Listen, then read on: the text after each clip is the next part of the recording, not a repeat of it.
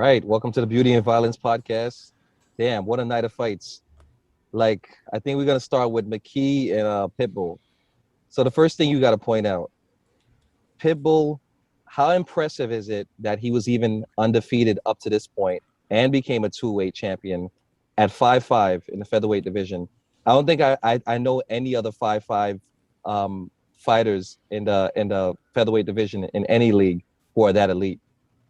So and then how impressive is it for McKee to make it to that point to fight for the championship undefeated and then beat the greatest fucking Bellator fighter of all time, two-weight division champ. Honestly, let me get into the fight itself. Like, he was composed. He was just he didn't lunge in at all. It seemed like he knew he had to do something like slightly different. He had to be sharper when it came down to Pitbull, because Pitbull is like I said, he's a 5'5" dude, but like he's a sniper. What's his name? McKee, like, hit him with a picture perfect combo, like right hand to the, what was it? I think it was he faked the right and then went into the kick because he went into the kick. That was insane. And then for him to celebrate early and then still beat him, like that was just insane, man. That guy McKee might be he might be like top 5 featherweights like in the world right now, like including the UFC, and that's saying a lot. Might be. No. I don't like to completely jump into conclusions, because like when you look at the featherweight division in the UFC, it's disgusting. Like, really think about who's in the featherweight division. You got Max Holloway, you got Volkanovski, you got Brian Ortega, you got Zabit. You understand what I'm saying? So it's not necessarily a given, but you have to consider him as like to possibly be one of the top 5 dudes in that, in the whole featherweight world. But what you guys thought? I would tell you that to take out the possibly, simply because how many of those top featherweights will go 18-0 in Bellator, no matter who the opponents were? We don't know. Going 18-0, period, at a top tier MMA organization is damn near impossible. You can't strip that from him. And some of the top 5 guys probably wouldn't be able to do that. He's fought some real dudes in his career. You said Pitbull was undefeated? He wasn't undefeated. No. Wait, he wasn't. Hold on. My bad. Yo, leave my man alone, yo. All right, guys. Rose hasn't learned how to drive yet. I'm trying to mute this shit.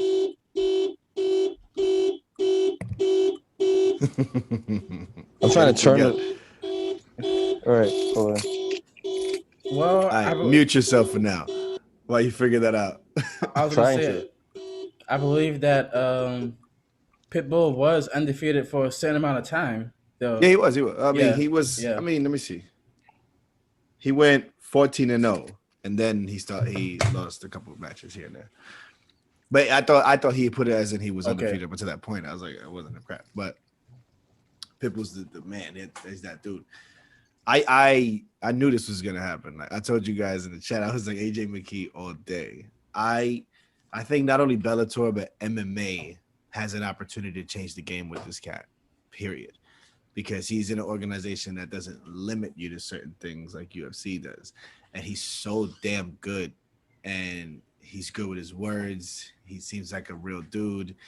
He can really start generating some eyes and really sell some pay-per-views and show that, I mean, you just got the $1 million paycheck, which means your number's only going to go up from here.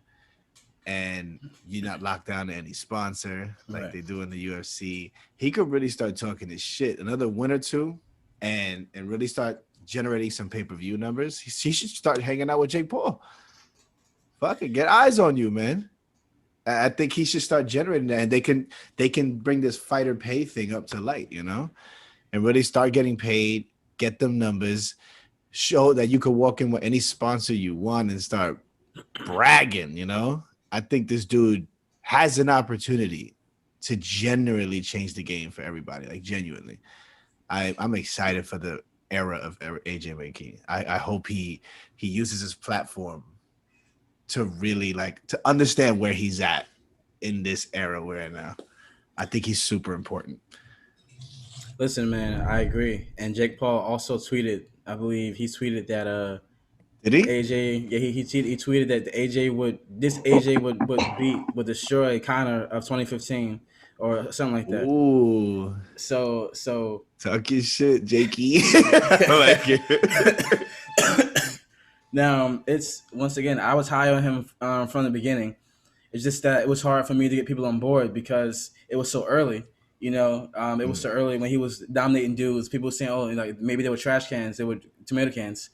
But I knew something about him was special, and it was the way he was doing it and the confidence he had. Yeah. The only concern that I have versus Pitbull is that sometimes not having that loss, not having that experience, sometimes that blind young youth can be get you too far ahead where you make a mistake. He handled it very well. Yeah. He didn't rush in. He knew Pitbull was dangerous. He took his time, gauged distance, and he stuck to the game plan. That was super impressive, man. I'm excited to see what he does as well in the sport, and I like that he's speaking about.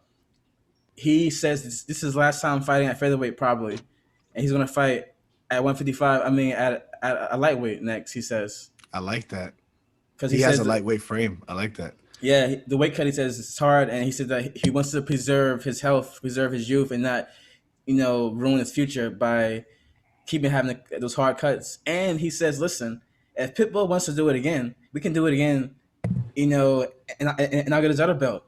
Like we can do it like 2 months from now. Like I don't care.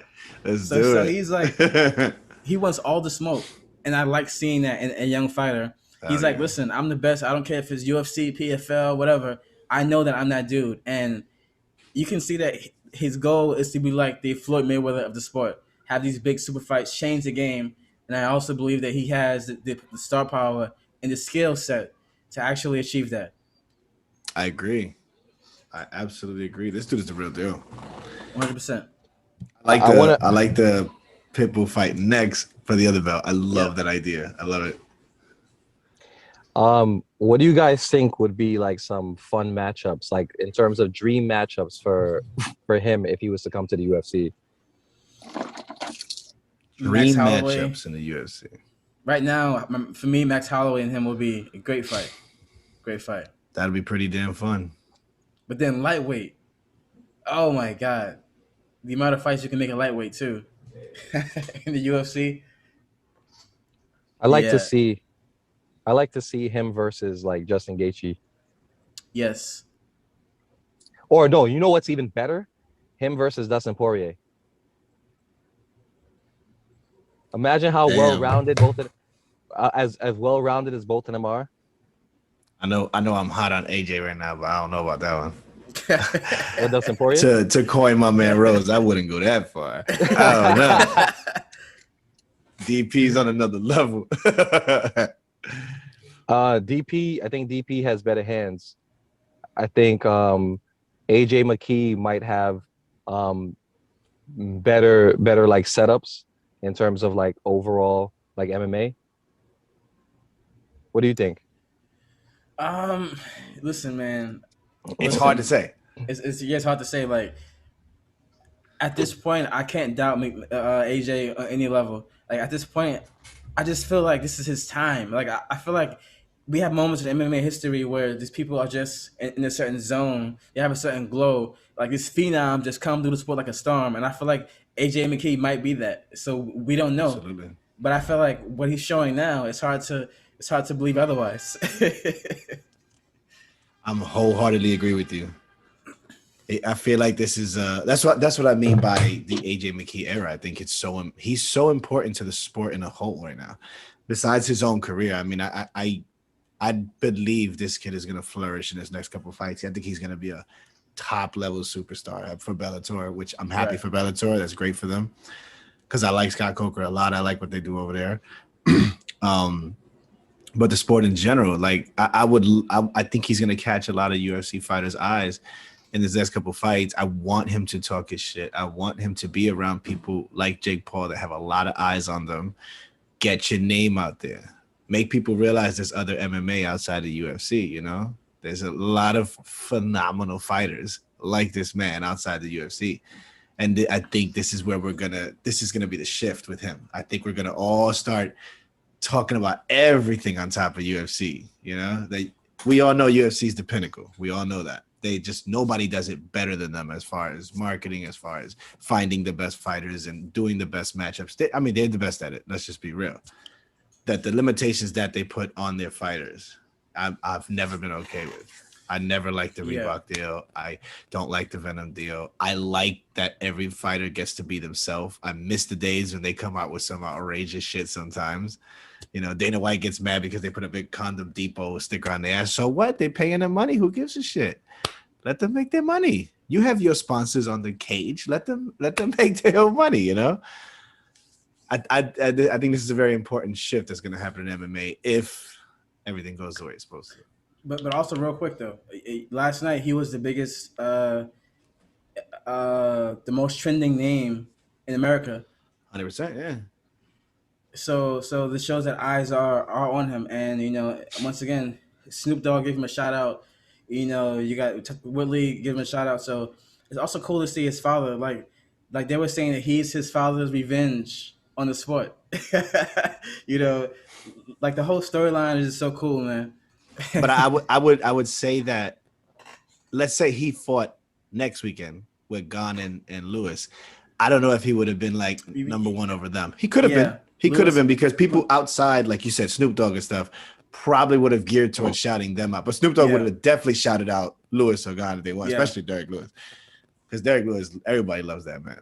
So, I mean, it depends. He didn't have much competition as far as star power this weekend. And also, Pitbull also helped that as well. 100%. Like what's going to happen here, you know? So, yeah. But I also, that's another thing, too, that I love that Bellator does. And I don't know if we spoke about this already. The like what boxing does, where they let your manager or your family member in the press conference with you. I love that aspect, bro. I love seeing AJ McKee with his father, Pitbull with his manager, and like I just love that, because sometimes a fighter doesn't know what to say, and they could have somebody there to help them out. You know, fighters are not always like, you know, they get hit in the head for a fucking living. It's not bad to have a sidekick, you know, to help you out. I love that they incorporate that into the press conference. Yeah, didn't they used to do that in the UFC at one point? Yeah. I don't know why they stopped that. That gives you so much like more like insight as a fan. Like when you get to see them like all together, and a lot of times they talk smack too, like to each other. The fighters talk smack too. Like, how are you gonna take out such an entertaining element out of the fight? That's crazy. Not only that, they took out full press conferences, period. You rarely get them now. And at best, you'll probably just get the two guys in the main event. I miss when they used to they had a press conference and everybody would just pile up. The red corners on one side, the blue corners on one side, and let's just get them. Now it's just that one person. They ask them questions and then they leave. Just fine, but I miss that whole other aspect of it. Yeah. So, the question is, does AJ McKee have any more like legit competition? Because it's from my view, it seems like he cleaned out like the strongest competition on his way up. You talking about assuming he's staying at featherweight? Yeah, that's tough, because I think every single one of his fights was in Bellator, right? I think he started in Bellator, 18 fights. That's what I'm saying, in Bellator. Like, are there any exciting matchups for him, whether it's lightweight or featherweight? Well, Bellator actually has a very stacked featherweight division, very stacked. So let's make that clear. You know, Emmanuel, the guy who got robbed yesterday, Emmanuel, he's also fighting in the same division. So there's a lot of people in that division. It's stacked. It's stacked. Just that a lot of the people who know UFC don't know about that division. You know, and he hasn't fought Sanchez, right? Emmanuel? No. Like, to be honest, I don't know if he has any competition to really worry about in either division. I think Pitbull is going to be his next, big challenge, basically. Again. Yeah. To worry about, it's tough to say in the featherweight division. I don't know. There are killers there. But he does have fun matchups. I saw Aaron Pico's there too. Oh, yeah. That could be a fun one too. I really like Aaron Pico. That kid he doesn't get I thought he was. I didn't even know he was a featherweight. I thought he was like a bantamweight or something. He's listed as a featherweight on Bellator. Okay. No, so yeah, Aaron Pico is awesome. I mean, only thing about him is that it seems like he has to like learn a few lessons before he's like just like solid. Like he's like that, Who? Top tier. Aaron Pico. Yeah. To be honest, I feel like he's learned the lessons already. Because like I was gonna say I agree with that. Like right after the few losses he's had, he's been like dudes been getting murked, like left and right. So when was his last loss? Last loss? Yeah. What? I'll tell you right now. By the way, Pico, he's 8-3 right now. His last loss was in June 14th, 2019. And he has 4 wins in a row after that. Oh shit, okay. Yeah, all right, bring it on. And they're all finishes. 2 knockouts, 2 submissions. All right, let's do it. Man, my favorite TKO from him is the body shot. That body shot is disgusting. Yo, speaking of man, like let's also like to kind of shift really quick. Khabib was at the Bellator card, obviously, because Khabib was cornering five fighters from Dagestan, who all won last night, and then looking like in any trouble at all. so one of the fighters, oh man, one of the fighters that Khabib is mentoring, I forgot his name, but he's nasty. He caught the dude with a beautiful hook. The guy had to be picked out on a stretcher. After I read an article that Khabib helped him put him on a stretcher. He helped him. Yeah, like it was a nasty knockout, man. I didn't get to see them, man. I had to drive home. I was deep. I couldn't see it. Which fight was that? Was that his cousin? No. That was his cousin. Do you want to know that fight, how it ended? Yeah. Well, I don't know if Rose does. Yeah, speaking of Rose, yeah. Yeah, go ahead. All right. So it ended in the body shot. Basically, in the clinch, Khabib's cousin caught him with a knee to the body, and he folded. But it was a nasty knee. Like placement was perfect. So you got that last name in Magomedov. Listen, exactly. I'm your friend. I love you. Listen, that's it. Listen, I won money on this card because if you see any name that ends in a Z or in the Magomedov or or like Sherry Puff, just put in the parlay and bet on that you're gonna win. Sherry Puff. Sherry Puff. Oh my god.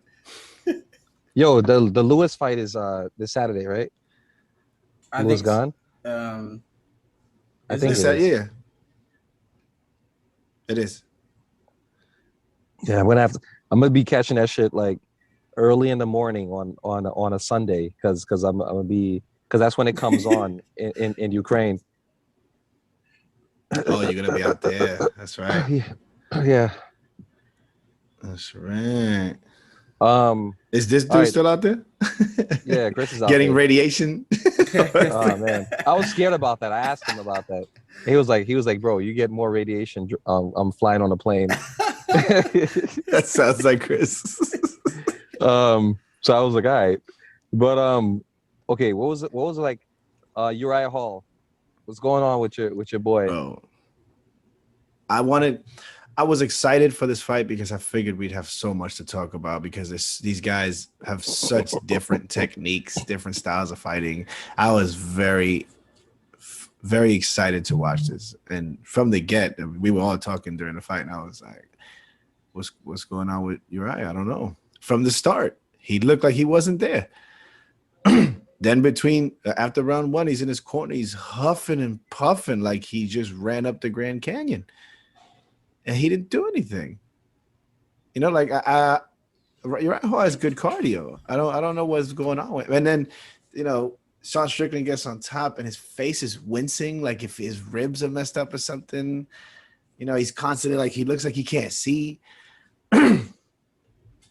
I can't speak on it because I don't know what the hell happened last night. I'm still lost. I think Sean Strickland is lost. I don't think he cares, but I think he's lost. Oh man, listen, Sean Strickland is a psychopath. He said after the fight that he wants to kill somebody in the octagon, and like he would feel no guilt about it. He's like he would embrace it. Listen, That's insane. listen. Yo, did you see the part where when he knocked Uriah down and he was coaching him back up? Did you hear that? He's talking to Uriah saying, get up get against the cage. And he's like, get position. He's saying shit to him. He's coaching. Jesus Christ. I even think he got a warning from the ref for that shit. Listen, he's dope because like Bad man. he's always been a style of fighter, but his mentality, he's kind of a psychopath, and he kind of embraces that. Like he enjoys violence. Like he Wait, likes that. Didn't Mike Perry back in the days like knock his block off? Probably. I'm not sure. But recently, he's been having wars with Hamzat in the gym, and he was like Hamzat really pushed him like forward constantly. Like he said, Hamzat is a guy that if you don't go all in, he will steamroll you over. So Hamzat has been like pushing him, like the wars in the gym. He never fought Mike Perry. Sean Strickland never fought Mike Perry? No. His first loss was to my man Ponzinibbio. He lost a decision. Kamaru Usman beat him after that. And then Zaleski dos Santos. Eliseu, he got a spinning wheel kick. Jesus. In 2018. 2018 was his last loss. That too. He has 5 fights since then. That's the thing. So both Uriah and him, I believe, have been on a winning streak. So Uriah Hall, they both had 4, yeah. Uriah, like for Uriah Hall, I was hoping that he would like be Uriah Hall. I was hoping that, but now I realize that watching his fights, I can't ever expect that from him. Even versus Silver, it took him a long time to really get comfortable and warmed up in that fight. And like I don't know what's going on with him mentally as well, but I'm just like, man, like dude, just hang it up, you know. It's like you spoke all the stuff prior to the fight, like, oh, standing with me is dangerous, you know, all this stuff, dude. When did you become a boxer? Like, when did you become a point fighting boxer? What happened to all your tools you have? You have spinning kicks, body kicks, leg kicks. You barely use that stuff. You're doing jabs and like holding your eyes like you're scared to fight something. Like, dude, like, what are you doing? I want to be hesitant about the criticism only because we have no idea what's going on with him. He didn't show up at the press conference, right? Either you know? I didn't get to see it. Nah. But here's the thing. His movement still was, even in the 5th round, he still had. He came out strong. You saw that? He was still. Uriah Hall was still mobile. That's what I'm saying. He was still mobile enough to fight, like because he was catching Strickland with like good shots from time to time, like in the later rounds, like good leg kicks, good jabs, some 1-2s or whatever. It's just that Sean Strickland was just dictating the pace of the fight in a big way throughout the whole fight. The whole fight. And Sean Strickland also had the same game plan in his last fight. He pressured the guy. Pretty impressive win as well. He pressured the guy. And Sean Strickland, I'm not going to lie, sometimes he has a little bit of a weird rhythm when he strikes. So sometimes he catches you in the in-between steps. So I can see how that's tricky sometimes with a jab. But Uriah Hall, so many tools that he didn't use. Like at this point, I don't want to. And he was saying that he has the weapons and the antidote to beat Israel. Like, really, dude? Can you imagine him trying to strike with Israel? I was saying during the fight to the people I was watching with, I was saying, if your game plan at the time, I was like, I don't know if maybe he needs to get pieced up to wake up. That ain't going to work against Adesanya. It's not. He's going to piece you up, and you're going to be sleeping before you decide to come to work. Man. I don't know, man. Uriah Hall's such a weird guy to talk about because at its core, he should be the best fighter on the planet right now. Let's just keep it real. He was on the come up. Everybody says this is Anderson Silva's next big thing. Yep. This is the next big thing. He was that good. And I think that knockout in Ultimate Fighter, the one that has went viral everywhere. You know what I'm talking about, right? I think it was a spinning wheel. Yes. I don't know if I watched that live, and I remember that moment. It was terrified. Like I was shaking, and people were crying over there. I mean, it was bad. It was scary, and I think that's what may have shifted his career because I think after that he started fighting bashful, but not scared to fight. I think he's scared to hurt his opponent after that. I think that mentally fucked him up. And he started fighting really, really bashful. And I think that's where that emotion shit comes into play and stuff. I think that shit sits in his head and he's scared that he might hurt somebody. And I think that's what caused him to like switch camps and move here and learn how to be a warrior again. If I think that's what he said and stuff like that. Learn how to be a killer again. That's some really crazy stuff mentally he went through. And I think it all started at that knockout and how scary that knockout really was. I can imagine what it was like in real life. I mean, grown killers were crying. It's crazy.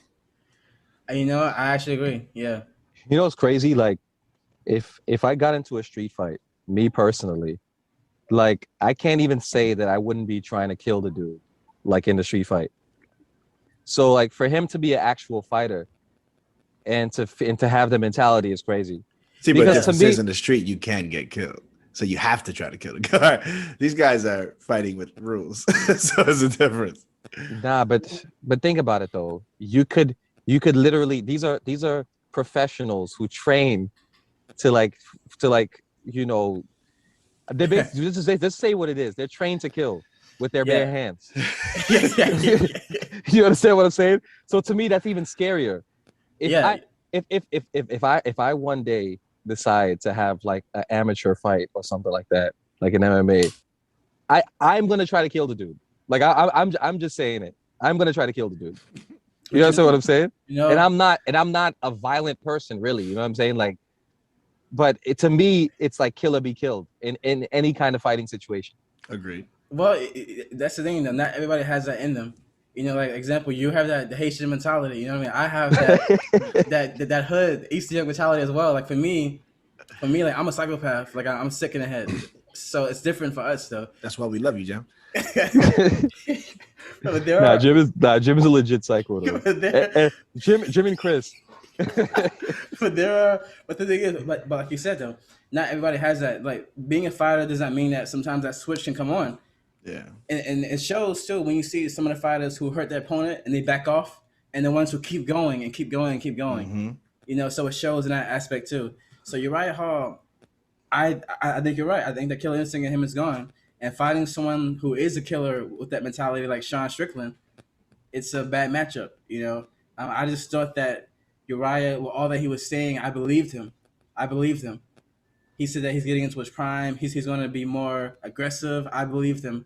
And after the first round, I'm like, man, he's backing up. Dude, after the first minute, I was confused. That was a really, really confusing fight. After it's done, I said, what are we going to talk about tomorrow? I don't know. We can't say how amazing Sean Strickland looked because they honestly didn't. He should have finished this guy. Let's just keep it a buck. He should have finished Uriah. Yeah. Uriah gave him he literally told him with his body, please kill me. Like he told him. And he didn't do it. He decided to help him up and coach him back into the fight. So this is a strange ass fight. I don't really know. I don't even know what's next for Sean Strickland. I think his post-fight interview was perfect. He said, I don't give a shit. As long as that UFC logo is under my feet, I'm happy. Bring me anybody. I think that's the type of time he's on. I think it works for him. I don't know. Funny enough, that can get him to a title fight. That mindset can get him to a title fight.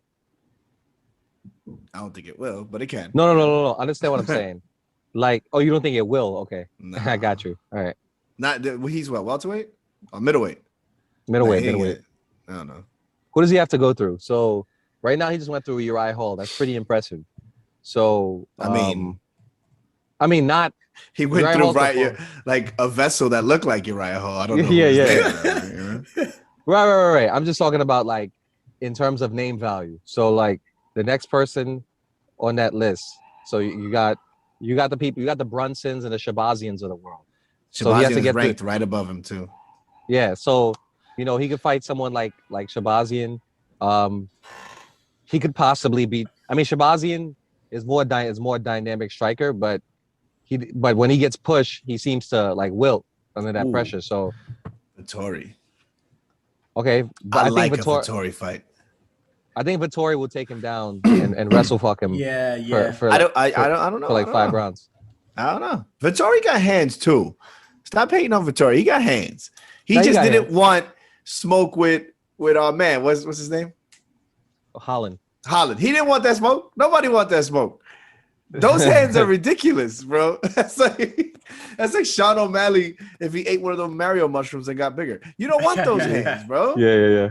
So I think that was crazy intelligent to take him to the ground and not do that. Because every 10 seconds he was up with Holland, he was about to go to sleep. So yeah, I mean, that's different. Sean Strickland don't got that type of hands. He's an active striker, but he don't got that type of hands. Yeah, he's not as dynamic. And I think Vettori could stand with him. Yeah, he'll definitely take him down. I don't think it'll be a wrestle fuck situation though. But now this whole conversation brings me back to J McKee.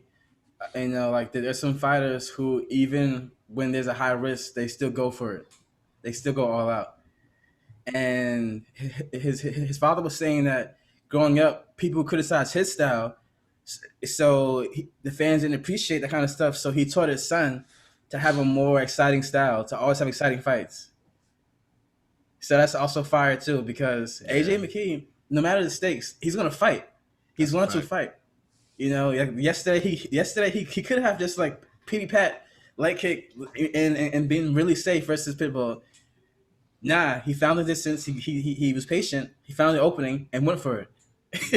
You know, so that's cool too. Like Vettori is dope, but sometimes Vettori does like, okay, I get it. You know, I want to get to the title, so it's better for me to hold him down, or maybe this is the only way that I can win. So I guess not everybody has the tools that AJ has, but yeah, I agree. Because last night, as great as the fights were, there were moments where I was just saying to myself, God, I hate when people fight like this. Like, there'll be a guy literally on top of him with his arms just down, just riding him. Like, and I get it. It's a form of, pressure or whatever it is. But I was just like, I literally was about to change the channel. I was about to put the movie we were watching back on. I don't want to see this. Good for you. I hope you get your money. I don't want to see that. I can't stand to see a guy just lay on top of a guy. I am the first one to tell you guys I love grappling, but I love active grappling. Yeah. I don't even need striking. It could be a straight jiu-jitsu chess match and I'm all in. I love it. But to just lay on somebody, that's not I'm not into that type of porn, I'm not Yo, who did you guys think was the most impressive in the UFC card, like in terms of like besides in general, who do you think was the most exciting like in that card? The one performance or fight? The one performance. Most exciting? Yeah. It's tough. This is a good fucking card. It was a crazy card. That's why I'm asking. I'm gonna say from the fucking start. Yep. You got Phil Rowe, which is incredible. That's a great performance. I was gonna say Phil Rowe. Phil Rowe and Cheyenne Baez. Cheyenne Baez, I mentioned her because the girl that she was fighting, I had the girl to win the fight because that girl was super underrated as a striker. But Cheyenne was so on it, she didn't have the chance to really get started. Yeah.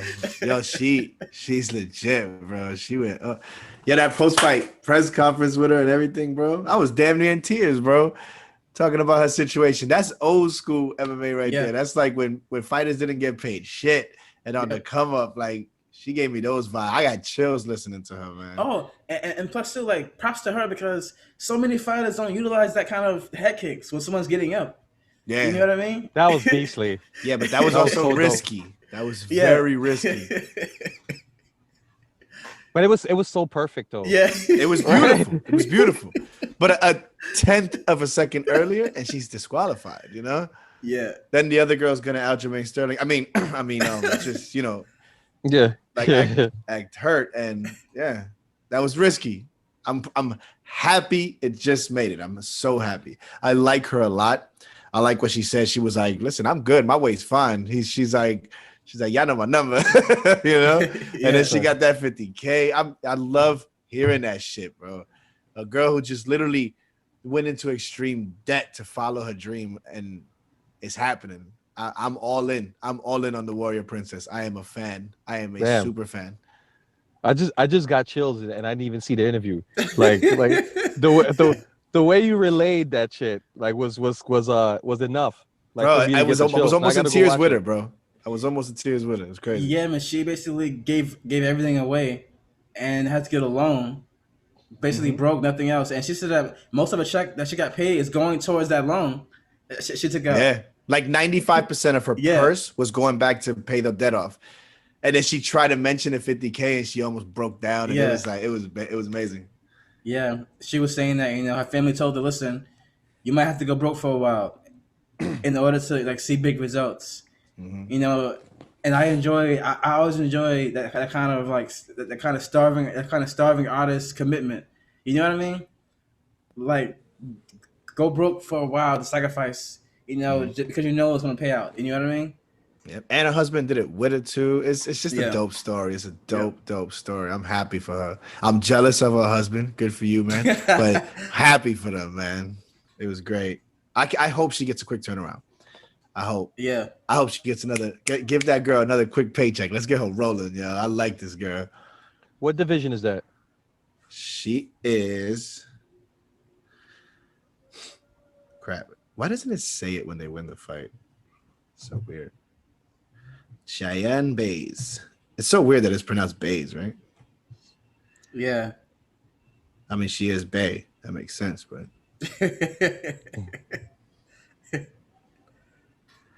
She is. Why is it so hard to find? I want to say flyweight. I think flyweight too. Feel like she's a fly. Oh, she's a strawweight. Strawweight, okay. Oh wow. So she got some kill. I think the strawweight division is the best division by far. Yeah, female division. It has to be. And please, let's cut a heavyweight. Let's cut that heavyweight girl Nico Montenegro at the UFC already. Yeah, honestly, Nico, she's had a lot of opportunities. And once again, I was rooting for her because of the Native American story, and she was a good fighter on the show. Did you see her demeanor at that weight, the weigh-ins? She's like, yeah, I don't give a shit, like who cares, Yeah, I don't know. It's hard for me to say. You know what messed me up? Who put that post in the chat with the fat guy eating Cheetos? Like, this is us complaining about Nico Montenegro missing weight. Well, made me feel some type of way. I felt attacked, but probably Chris.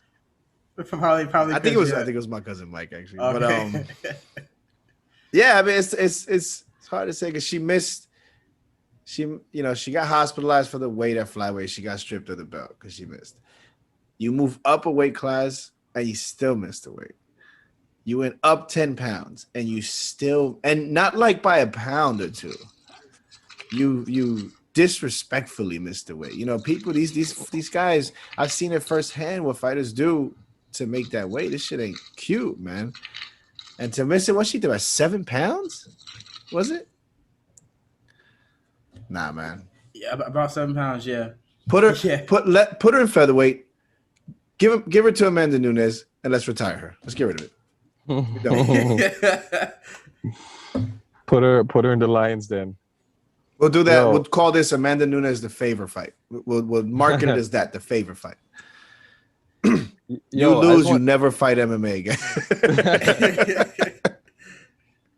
Yo, I'm not gonna lie. I thought the most impressive performance was that guy.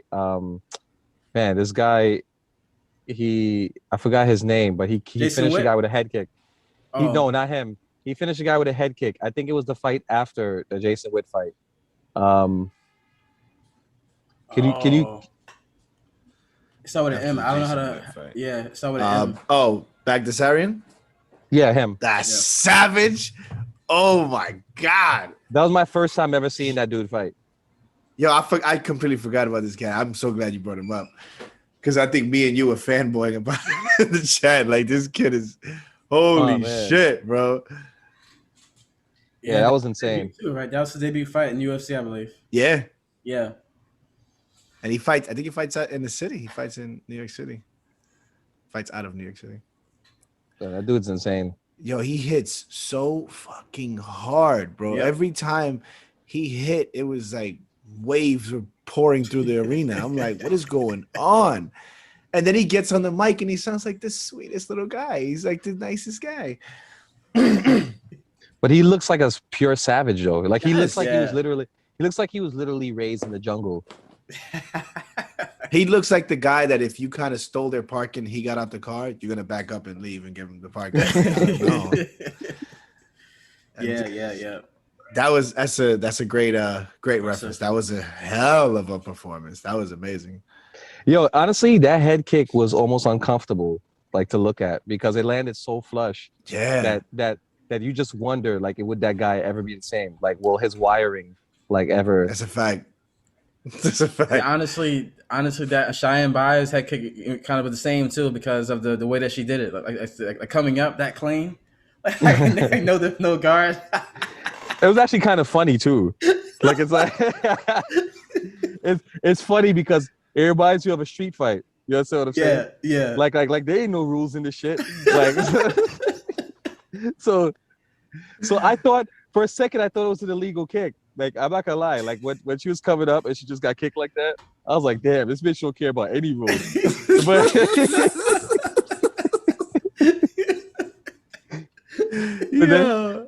and then when I saw the replay, I was like, yo, that was brilliant. It reminded me of like when Musasi was fighting Weidman, and he lifts up Weidman just a little bit, just a little bit, so that he could be able to knee him in the face. Musasi's another one. That dude was a silent killer, bro. Yeah. Oh, I would have loved to see him in the UFC right now. Yes, but yes. I don't know about that. No, like he would have still been one of those like dark horses in the division. He always will be, yeah. And also Jared Golden. Jared Golden's on 4 days' notice, I believe, he knocks out with a punch from hell. I'm happy for that dude. He needed that. He needed that victory. He came into the UFC, lost a couple fights, and he came in with like high praise. And he's good. He's definitely good, but he's definitely got. I mean, we didn't learn anything like as far as his development or evolution in that fight, but solid knockout. I'm happy for that dude. I'm really happy for him. I hope that gets his back on track because he's pretty damn good. And the Barberina Witt fight, I think that was probably fight of the night, right? Probably, man. I hope they got 50K. I hope they got a bonus. I'm pretty confident they did. This is a tough one to give out only 4 bonus checks. Yeah, that was insane. That fight was crazy. Man, like every 10 seconds, you're like, oh no, he's gonna win. Oh no, he's gonna win. Oh no, he's gonna win. It was. I feel bad for these dudes' brains after that fight. And Witt got a fucking chin on him, man. Jesus. Because Barberina hits like a Mack truck, bro. No, he hurt him. He hurt him like really bad. Like he had him on skates, like damn near the last 2 rounds. But what's his name? Witt has that wrestling that can kind of neutralize that. Even when he's like out of it, like he can like take the dude down, Barberina down, and control him. That's the thing about strong wrestlers. Like remember when Edson Barbosa kicked what's his name, Kevin Lee into orbit, and Kevin Lee was doing a damn chicken dance, and still took him down. Oh man, chicken dance. Oh man, he still took him down, like on chicken legs. So like that's the thing about wrestlers. The wrestlers could dictate a fight even when they're like on skates. Like, you know, Khabib, when he got hurt by what's his name, he wasn't on skates, but when he got hurt by Michael Johnson, it's like he still had full control of the fight. yeah. And after that, I think that's about it in terms of like the fights of the night that I was like, you know, really impressed by. Shout out to Baghdasarian's opponent too. That dude is legit. He's gonna come back strong. He really is. That dude, he's solid. He's fast. He's accurate. He just went against an assassin. unfortunately, that night. But I think that dude's gonna come back strong. I think he's gonna be a dark horse on his come up. Colin Agnew, he looked good. He looked really good. I just never seen a man hit that hard. Baghdasarian is scary. Sounds like Ngannou punching somebody. You know, every time he hit, I was just like, every time he threw a punch. Yeah, he throws every punch like he hates his opponent with every fiber of his being. Yeah. As far as like next week, what's the co-main event? Jose Aldo Pedro Munoz. Oh, that's a good one. Yeah, the card actually isn't that bad. You got Chiesa Luque. Oh man, that's my main event. That's my main event right there. Tisha Torres and Angela Hill, as Jem said, R.I.P. Angela Hill. Well, who? No, that was you, Rose. That was you, right? Yeah, R.I.P. Yeah. And Song Yadong and Casey Kenny. That's another good one. Oh yeah, and Fiziev and Bobby Green highlight the prelims, headline the prelims. Jesus, R.I.P. Bobby Green. Ed Herman and Alonzo Menefield should be a fun fight. I think it's gonna be Bobby Red. Kovacevic, all the way on the bottom of the prelims. My gosh, can you imagine? She fought for the championship once upon a time, like not too long ago. That's crazy. They buried her in the undercard. You got the cop guy, Manel Cop. He's on the early prelims. Manel Cop. Oh, that's the one that twerks. Yeah, listen. They give him someone like they aren't giving him. It's bad that's how you're known, bro. Oh, that's the guy that smirks. Listen. Wait, come on. He's fighting Davy Grant. No, some guy named Ode Osborne. No. The Osborne. So listen. They aren't giving him the easy fights. The Osborne might finish him in the first round. So I believe they're trying to get him out of the UFC. Or something. They're saying, listen, here's your opportunity to either sink or swim. You know.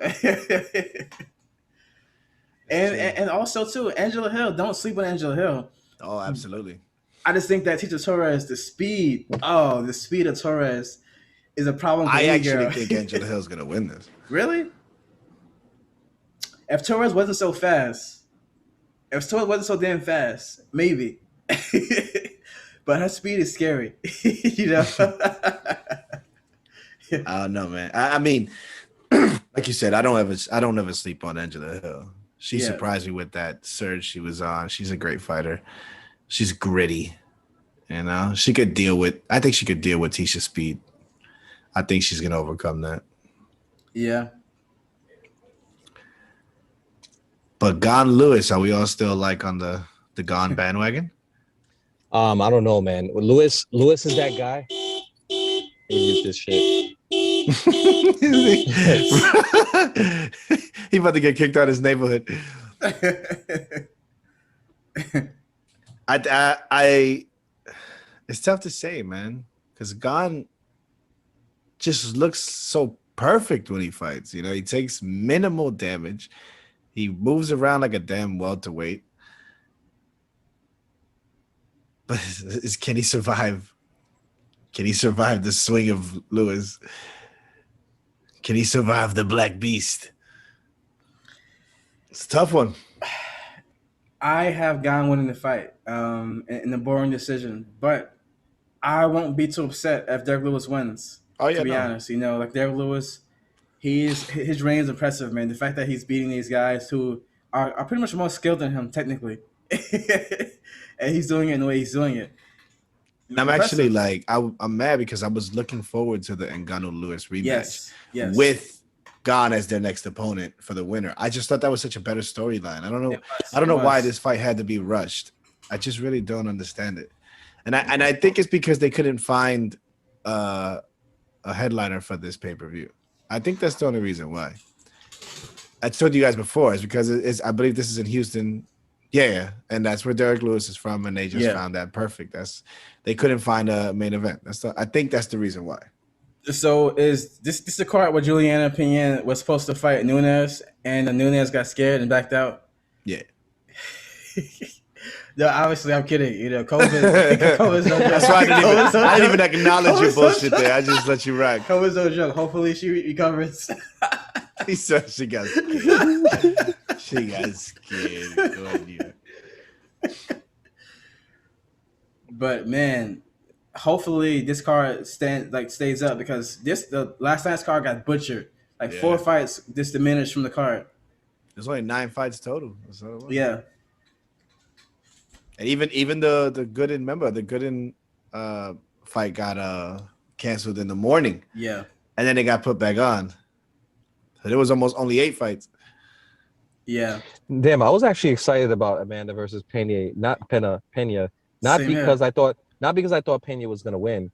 It was more so because I love to see when an opponent actually talks like crazy shit, and then you see the look on their face when they realize, like, like the Chappelle Show, the moment when he knew he fucked up or some shit like that, that type of shit.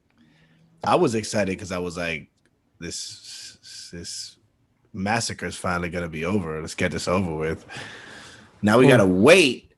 We gotta wait now for a fight I don't feel like anybody wanted, to be honest. And I don't want to disrespect Juliana Pena like that. I'm not trying to. I don't see a reason why she's fighting Nunes. I honestly, out of everybody in that division, she's a strong wrestler. There's a case to be made. At one point, she was a hot prospect. At one point, people saw her beating Valentina prior to the fight happening. So maybe they feel like because of that fight in her, she might have the chance to wrestle and have the edge there. I don't know.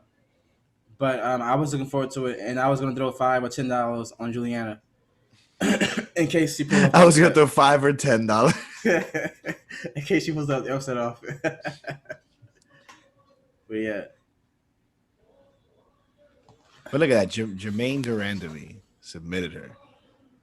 Jermaine Durandamy is a scary girl. She's a hot. You know I'm hot on her. I'm just saying, like. And what did Amanda Nunes do to her? Amanda Nunes wrestled her. She wrestled her to death. That's what she did.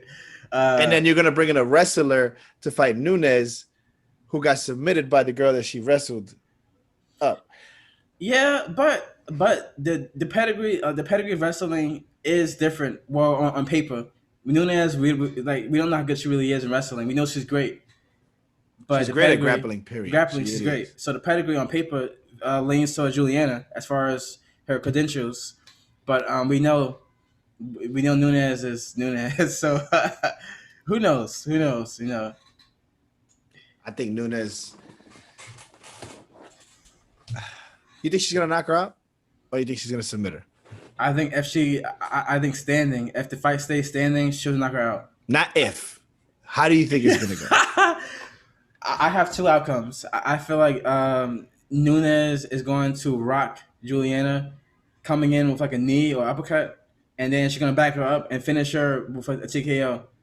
Or I feel like Juliana is going to be able to wrestle her to a decision, a boring decision. Don't. Jam, you like to piss me off. Stop your shit. I think Nunes is going to submit her. I think she's going to the same thing. She's going to rock her.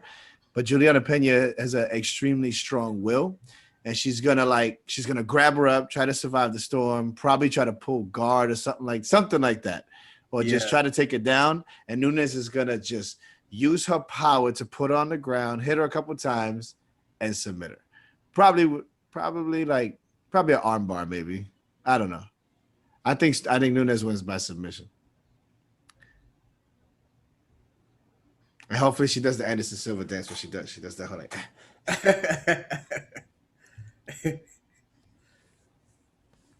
Rose, we can't hear you. I think you're still muted. Yeah. I feel like Juliana Pena is gonna try to wrestle fuck her the entire time, and at some point she's gonna get submitted. She better try that. She don't want that smoke. She better watch Vettori versus Holland real good. Go to his house and just learn from him as a sensei, because that's what this is, Vettori Holland. Possibly. possibly. But sometimes in MMA, whether it's a moment, Of an course, era, of course, an era yeah. comes to an end when people least expected it. Not this time though. All right. Now when Nico Montenegro goes to featherweight, she's gonna change the game. And Because that's an also- immediate title shot. Who else is in featherweight?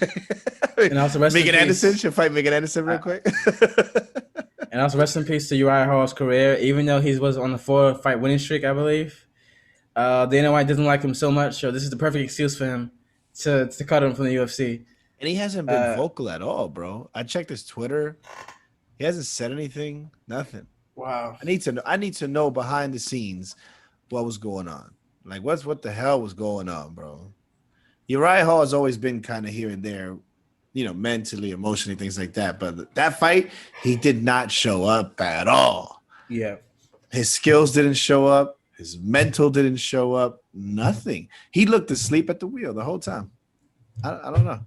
I want to hear from him though. I need to know because we never know what people are going through. You know, like you said, he looked sprightly, especially in the 5th round. He came out looking like a savage in the beginning. But that could have also just been her coach in his head telling him, I don't give a fuck if you're tired. Like, you know, get in there. You know, that shit was savage. I loved his cornering. His cornering was great.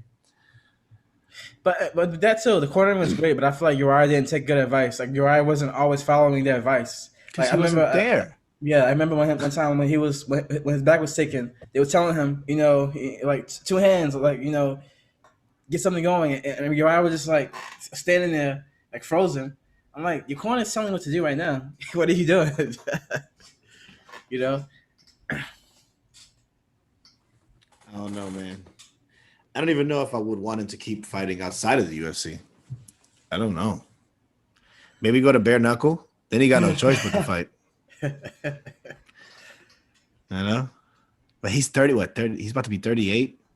Speaking of bare knuckle, did y'all see how what's his name pressed Woodley, Lombard? I did. Oh my God, he punked Woodley. He didn't press him. He punked him. Woodley was so nervous. That was hard to watch. But Lombard is also on steroids, so. So who would win that fight? Like if they actually like scrap? Like I'm not talking about like in the octagon, like a street if fight. It was, just a straight up Lombard fight. is gonna wash his shit. You think so? Lombard is like that nigga a real gangster. Like he's a real dude, and he's also on steroids. Oh, steroids. You're right. So yeah, that's a good point. Tyron ain't a street dude no more. No matter how much he wants to say more, it. Yeah. Now, I'm not saying like Tyron Woodley would fuck me up wholeheartedly. He'll fuck me up eating Cheetos off the bed in his underwear, and I just came out of a fucking sparring set. He'll beat my ass. But Hector Lombard is a whole different story. Yeah, he's strong. He's a savage up here still to this day. Yeah, he's a real dude. He's a real gangster, and he's on steroids. Speaking of fucking somebody up, somebody tweeted Israel Adesanya would beat Uriah Hall Uriah Hall and Strickland at the same time while watching an anime. Like,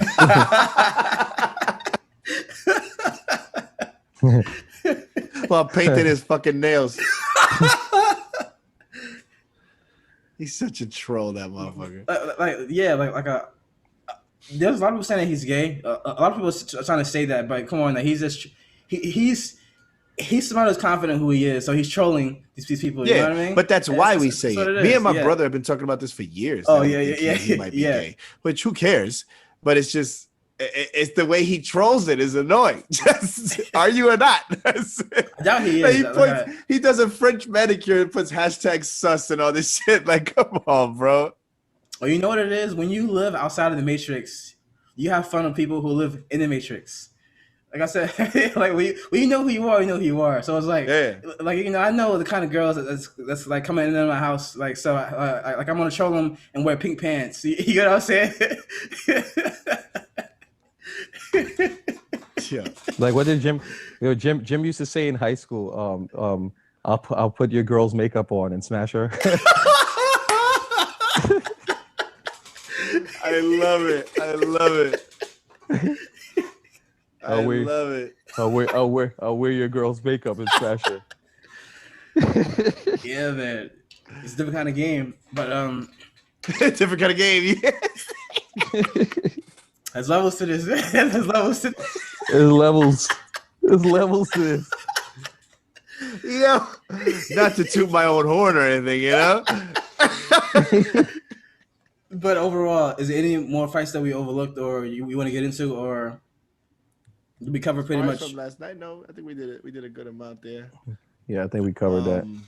So everybody's still solid on God winning? Because Rose, you're the only one that said No, I got Lewis. You got Lewis winning. You got Lewis winning.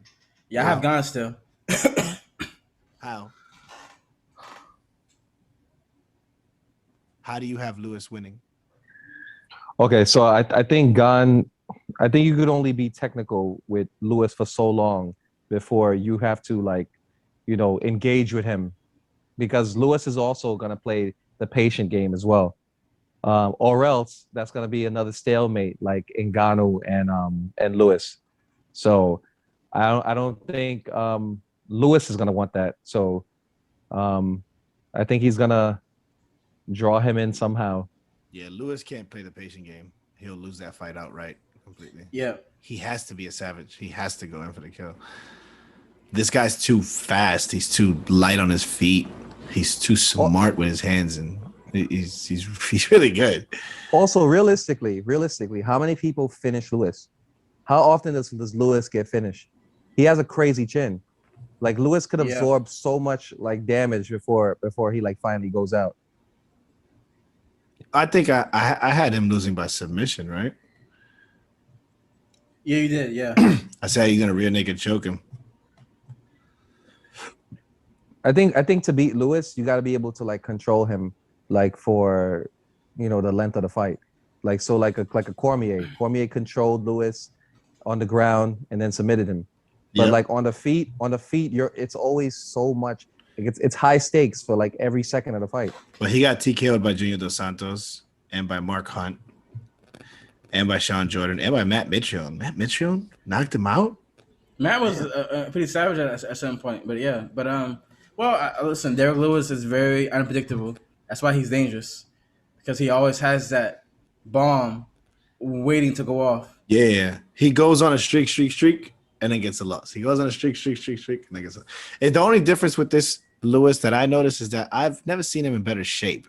Yes. He looks like he's really taking this cardio issue of his seriously. I mean, you see him in interviews and the chest looks crazy. He looks, as thin as he can look on the midsection. He looks like he's taking his cardio and his physique seriously and anything like that. I mean, yeah. I think we got a different Derek Lewis on our hands here. That's what I'm saying. Like I got gone by rear naked choke just by proxy, but it all depends. We know what Gane is going to show up. The only thing with Gane that we have to think about is the fact that he just fought. I think it's like a month ago, right? He fought over a month, maybe month. He fought very recently. Yeah. Yeah. And then with Derek Lewis, it's just who's an in shape Derek Lewis. What is that going to look like? Because an out of shape Derek Lewis is terrifying. An in shape Derek Lewis. Yeah, this is a very fun fight. I would have preferred Lewis and Ngannou. I'm gonna say that wholeheartedly. God, I would have preferred that. I want that fight back. I spent a lot of money at that bar that night, and I didn't see shit. And I wanted that fight back. Oh yeah, real quick. The Lewis, you mentioned out of shape Lewis is terrifying. Remember, an out of shape Lewis knocked out Alexander Volkov. Mm-hmm. So Gane couldn't even finish Volkov. So you got to keep that hours in later mind. at the press conference, still dripping sweat, like my man was out of shape. Yeah, and still knocked his ass out. that was the famous my balls was hot like post fight interview. I'll never forget Joe Rogan's face. That dude was dying. Oh my god. But yeah, Rose is like he's been partying like all morning with like European girls at the club. He's about to knock out. But I'm fighting the worst hangover of my life.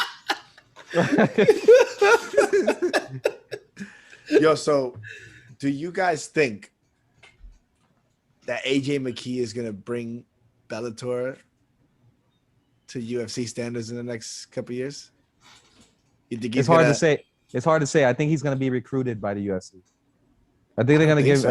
I think they're going to make him an offer. Make him I an offer he can't refuse. wholeheartedly disagree with you. It's gonna be tough, man, because like AJ wants Dana White can't punk this guy and give him anything lower than what he wants for his worth.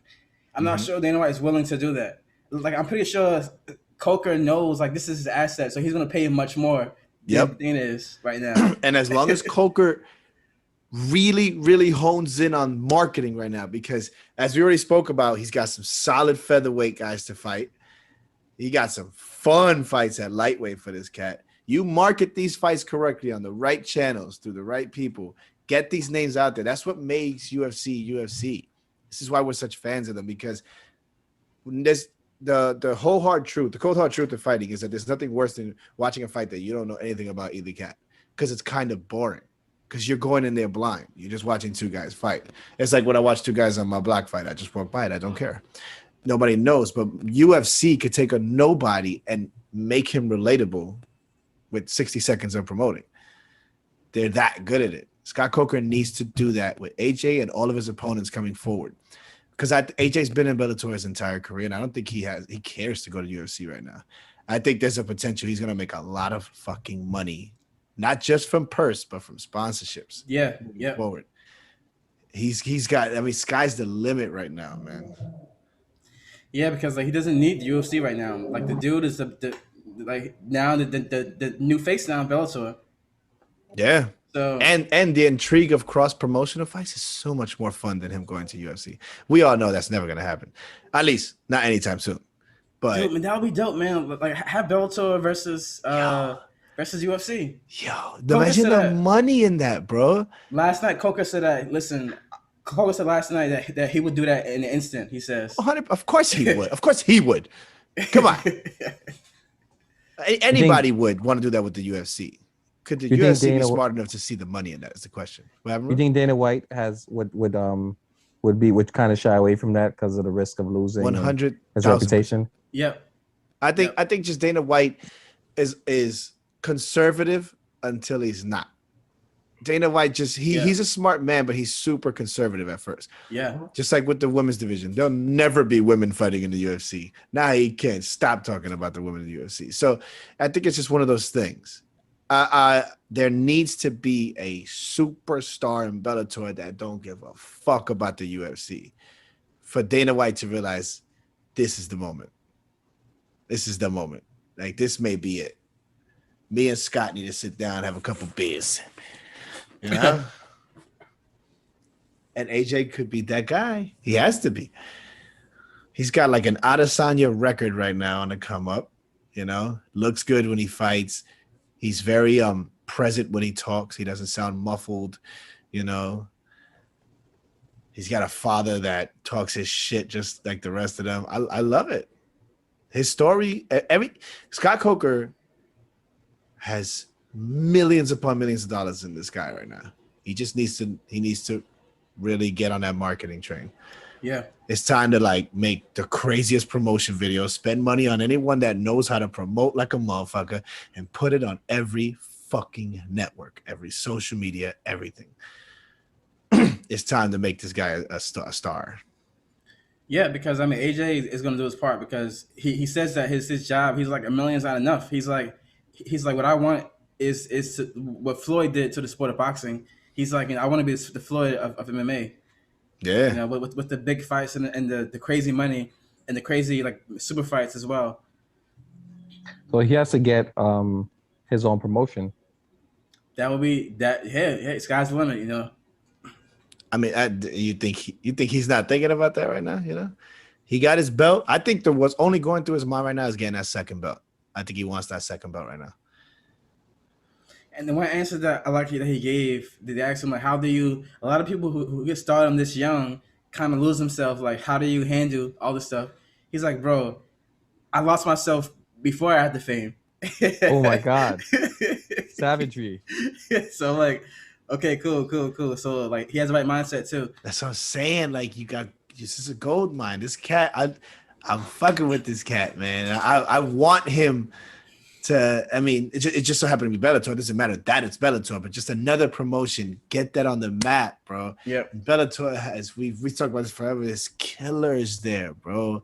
They have such good contenders there, and I have a dream of a cross promotion fight, like co-promoted UFC versus Bellator. It's like, oh my god, that's like old school WWF shit. Like, this is gonna be amazing. But all right, let's wrap this up. Once again, thank you guys for tuning in to watching the podcast. We're all a little sleepy, probably. Yeah.